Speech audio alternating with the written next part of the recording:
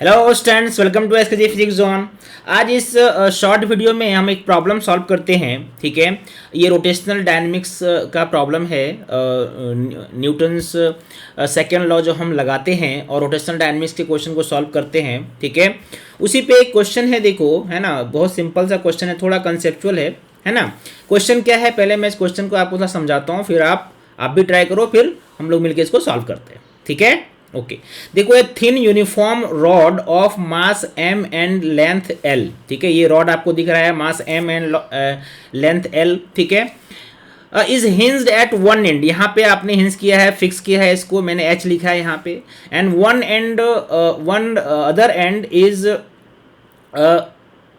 हाँ, one end of a light string is attach, जो दूसरा इसका एंड है। ठीक है, from other end a light string is attach, ये यहाँ पे स्ट्रिंग अटैच किया। ये स्ट्रिंग एक पुली के ऊपर से क्रॉस करता हुआ, जो कि फ्रिक्शनलेस पुली है, और पुली का मास कितना है 2m, है ना। और एक ब्लॉक से कनेक्टेड है, उसका भी मास कितना है 2m है। ठीक है, सिस्टम समझ में आ गया आपको, वेरी गुड। अब अगर सिस्टम को आपने रिलीज किया है रेस्ट से, तो कब किस पोजीशन में से रिलीज किया है, जब रॉड बच्चों कितना एंगल बना रहा था 37 डिग्री विद द ग्राउंड। तो आपको बताना है what will be acceleration of the block just after the release and also the resultant force exerted by the hinge on the rod just after the release. ठीक है, simple सा question है, but इसमें आपको न्यूटन्स लॉ का concept, basic second law का concept लगाना है, और थोड़ा कांस्टेंट मोशन को भी अप्लाई करना पड़ेगा, है ना। तो सबसे पहले सॉल्व करने से पहले जो कंसेप्ट यूज करोगे, है ना, वो पहले जो करते हैं डिस्कस। ठीक है, मान लो सिस्टम को आपने रिलीज कर दिया, तो जब सिस्टम को रिलीज करोगे तो 2m जो ब्लॉक है वो किधर जाएगा, नीचे जाएगा, ये ब्लॉक नीचे जाएगा। और जैसे ही ये ब्लॉक नीचे आएगा, ये टेंशन जो है, इस टेंशन के कारण ये रॉड किधर घूमेगा बच्चों, ये रॉड घूमेगा एंटी क्लॉकवाइज। मतलब ये जो रॉड है, ठीक है, ये किसके बारे में बोला मैंने, 2m के बारे में, ब्लॉक के बारे में। रॉड कैसे घूमेगा, रॉड घूमेगा एंटी क्लॉकवाइज, करेक्ट है, ओके। मान लो रॉड नीचे आ रहा है विथ एन एक्सेलरेशन a। अब देखो, है ना, जो मेन कॉन्सेप्ट है वो ध्यान दीजिए यहाँ पे। और रॉड चूंकि इधर घूम रहा है, तो जस्ट आफ्टर, जब ये स्टार्ट कर रहा था, है ना, जस्ट आफ्टर रिलीज, तो एंगल 37 दिया हुआ है। यानी इधर अगर मान लो, इधर अगर आपने इसका एक्सेलरेशन लिया, तो मान लेते हैं अगर रॉड अल्फा एक्सेलरेशन से रोटेट कर रहा है, तो इधर जो लीनियर एक्सेलरेशन होगा वो कितना होगा, a is equal to r alpha. ध्यान से समझना, ठीक है, a मैं लिखता हूं, a मैंने इसके लिए लिखेंगे, चलो कितना होगा इधर इसका एक्सेलरेशन आर अल्फा। ये किसका एक्सेलरेशन लिखा मैंने, रॉड का। तो स्ट्रिंग की तरफ कितना होगा कंपोनेंट एक्सेलरेशन का, वो बता दीजिए। ठीक है, मतलब आर अल्फा का इधर कितना कंपोनेंट होगा। तो ये एंगल बच्चों 37 है, तो अगर आप ध्यान से यहाँ पे ड्रॉ करोगे तो ये एंगल भी 37 होगा। ये 90 माइनस 37, मतलब ये फिर से क्या हो गया बच्चों, 37। यानी आर अल्फा का ऊपर कितना कंपोनेंट हुआ, ये कंपोनेंट हो गया आर अल्फा कॉस 37 डिग्री।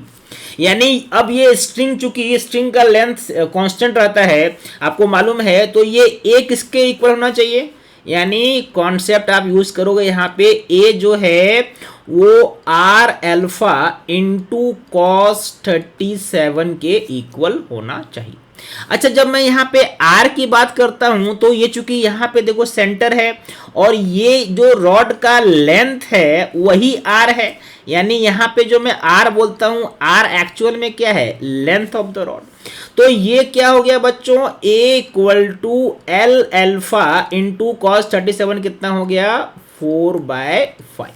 तो यहाँ से आप अल्फा को आप ऐसे भी समझ सकते हो, कितना हो जाएगा ये 5a/4l। आगे आपको इक्वेशन में ये यूज करना पड़ेगा। ये स्टेप बस इंपॉर्टेंट है, उसके बाद तो आप सिंपल इक्वेशन लिखोगे, है ना, और क्वेश्चन हमारा सॉल्व हो जाएगा। ठीक है, अब देखो मैं इसको थोड़ा अलग से एक डायग्राम ड्रॉ करके आपको समझाता हूं। चलो मान लो यहाँ पे आपने ड्रॉ किया इसको फिर से। अब अभी तक आपको क्या मालूम था, अभी आपको जो पहले आपने रिजल्ट अभी निकाला वो क्या है, अल्फा इक्वल टू 5a/4l, है ना। अभी आपने क्या निकाला है, अल्फा इक्वल टू 5a/4l। ठीक है, अब चलो न्यूटन सेकेंड लॉ जल्दी से लगाते हैं और क्वेश्चन को सॉल्व करते हैं। ठीक है, मान लो इसका mg नीचे लगेगा, ठीक है, मास इसका m दिया हुआ है, mg इधर लगा दो। स्ट्रिंग में टेंशन जो होगा ये किधर होगा बच्चों, ये ऊपर होगा। यहाँ पे भी उतना ही टेंशन होगा, कितना टेंशन होगा, t टेंशन होगा। नीचे यहाँ पे क्या लग रहा है, 2mg लग रहा है। ठीक है, समझ में आ रहे हैं आपको? ओके, अब देखो इक्वेशन लिखते हैं। इक्वेशन कैसे लिखेंगे, mg, पहले मैं रॉड का इक्वेशन लिखता हूँ। मैं लिखता हूँ किसका इक्वेशन, रॉड का। तो रॉड में देखो mg के कारण जो टॉर्क है वो इधर है, और t के कारण जो टॉर्क है अपवर्ड टॉर्क ये इधर है। ठीक है, तो जाहिर है कि t का टॉर्क बड़ा है क्योंकि रॉड किधर घूम रहा है, रॉड एक्चुअल में एंटी क्लॉकवाइज ही घूम रहा है। तो t का कितना टॉर्क हो जाएगा, t का टॉर्क कितना हो जाएगा बच्चों, ये t का लाइन ऑफ एक्शन है और ये एक्सिस है, तो ये डिस्टेंस कितना हो गया, ये डिस्टेंस हो गया l cos 37। और mg का जो टॉर्क है, mg के लिए जब आप निकालोगे तो mg के लिए ये l/2 cos 37 हो जाएगा। यानी रॉड का इक्वेशन क्या बनेगा, t into l cos 37 degree, ठीक है, minus mg into l/2 cos 37 degree equal to I alpha. I हो जाएगा, एक एंड पे आपने फिक्स किया है तो ml²/3 इंटू अल्फा। अब इसको सॉल्व कर सकते हो, एक l हटा दे क्या, चलो एक l कैंसिल करते हैं, ये l और ये l। तो इक्वेशन क्या बन गया फिर, अब आपका इक्वेशन बन गया cos 37, that means 4t/5 minus, फिर से यहाँ पे cos 37 4mg/10 हो जाएगा, ये 4mg/10, और इधर ml² दैट मीन्स l आपने कैंसिल किया है बच्चों, तो ml/3 और अल्फा कितना निकाला था आपने 5a/4l, ये l आप कैंसिल कर सकते हो। तो ये इक्वेशन क्या बन गया 5ma/12। चलो ये पहला इक्वेशन आपको मिल गया। ठीक है, रॉड के लिए इस इक्वेशन का यूज करेंगे, रॉड के लिए अपन इस इक्वेशन का यूज करेंगे। अच्छा, ब्लॉक के लिए, ब्लॉक तो मुझे लगता है कि आसान है आपके लिए। ब्लॉक का आप नीचे जा रहा है, अगर मान लो a के एक्सप्रेशन से, तो आप सिंपली क्या लिखोगे, 2mg minus t is equal to 2ma। अगर इसको इक्वेशन 1 लिखते हैं तो ये इक्वेशन क्या हो गया, 2 हो गया। ठीक है, समझ में आई बात आपको? दूसरा इक्वेशन हो गया। ठीक है, अब ये इक्वेशन 1 और 2 को सॉल्व करना है बच्चों, कुछ नहीं है ना। इक्वेशन 1 और 2 को कैसे सॉल्व करोगे, थोड़ा सिंपल तरीके से लिखता हूँ। देखो, इक्वेशन 1 को और 2 को हमें सॉल्व करना है, बहुतों ने सॉल्व कर भी लिया होगा अभी तक। ठीक है, ओके। इक्वेशन 1 क्या है, 4tmg 510 का एलसीएम ले लोगे तो ये हो जाएगा 8t 80 है ना, हाँ 8t minus 4mg/10 is equal to, इधर क्या है 5ma/12। आप इसको थोड़ा सा और सिंप्लीफाई करो तो इक्वेशन क्या आया, 48t minus 24ma equal to 25ma। Second equation में ओनली t है, इसको 48 से मल्टीप्लाई कर देते हैं तो ये क्या हो जाएगा 96 mg minus 48t is equal to 96 ma, है ना। इन दोनों को ऐड कर दो बच्चों। जैसे ही आप इन दोनों को ऐड करोगे 48 ये कैंसिल हो गया, 96 माइनस 24 कितना हो गया 72। अच्छा ये एम जी है ना यहाँ पे, हाँ सॉरी ये एम जी है। तो 72 m g is equal to इधर क्या हो गया 121 एम ए।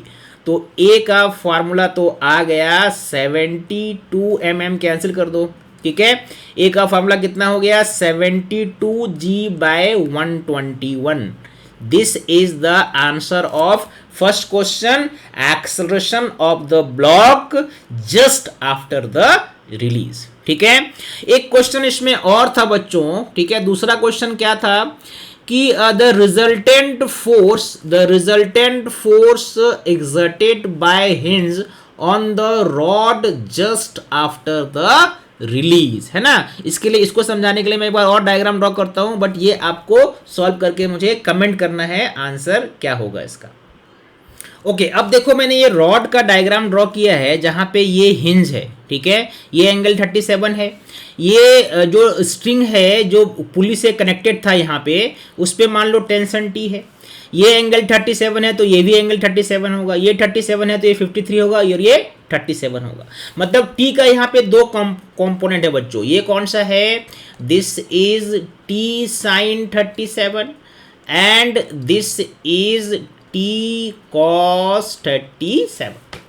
वैसे ही एम जी डाउनवर्ड लग रहा है तो एम जी का भी इधर दो कंपोनेंट होगा। ये कौन सा होगा बच्चों, एम जी कॉस 37 डिग्री, और यहाँ पे ये जो मैंने यहाँ ड्रॉ किया है this is m g sine 37 degree, ठीक है। ठीक है, ये कौन सा फोर्स है, ये वाला फोर्स है, देखो है ना, ये वाला फोर्स है। तो एम जी साइन 37 हो गया, और यहाँ पे नॉर्मल रिएक्शन एक N1 होगा और एक N2 होगा। तो सिंपल अगर इक्वेशन आप लिखते हो, है ना, अगर आप सिंपल इक्वेशन लिखते हो तो रॉड देखो इधर तो नहीं जा रहा है और ना तो इस अपने लेंथ के अलोंग कोई एक्सलेशन नहीं है। तो लेंथ के अलोंग अगर आप इक्वेशन लिखोगे तो बाहर की ओर कौन सा फोर्स है, बाहर की ओर फोर्स है टी साइन 37, और यहाँ पे एक नॉर्मल फोर्स N1 भी लग रहा है, दैट इज N1, और ये दोनों मिलके mg के इस कंपोनेंट को बैलेंस करना चाहिए, mg साइन 37 डिग्री। करेक्ट है, पहला इक्वेशन है बच्चों। इधर कोई एक्सलेशन है नहीं, इसलिए मैंने फोर्स बैलेंस किया। लेकिन इधर इसके पास है एक्सलेशन, है ना। इधर कितना आपने लिया था acceleration, A equal to l alpha, A equal to l alpha निकल जाएगा ना। ओके, तो सेकेंड इक्वेशन कैसे करेंगे। सेकेंड इक्वेशन के लिए इधर फोर्स कितना है, एक तो आपको ये दिख रहा है T cos 37, एक दिख रहा है N2, और इसके अपोजिट कौन सा फोर्स दिख रहा है, mg cos 37। तो इक्वेशन क्या लिखोगे, T cos 37 degree plus N2 minus mg cos 37 degree should be equal to ma, और ma कहने का मतलब क्या, a क्या है, एल अल्फा है, a क्या है, एल अल्फा है, और अल्फा का वैल्यू अभी आप पहले वाले इक्वेशन से निकाल सकते हैं। ठीक है, पहले वाला कौन सा इक्वेशन बच्चों, तो पहले वाला इक्वेशन यहाँ पे देखो अल्फा इक्वल टू 5a/4l, ठीक है, 5a/4l, ठीक है। तो अल्फा कितना निकाला 5a/4l, और a कितना निकाला हमारा 72g/121। इसके पहले हम ये निकाल चुके हैं 72g/121।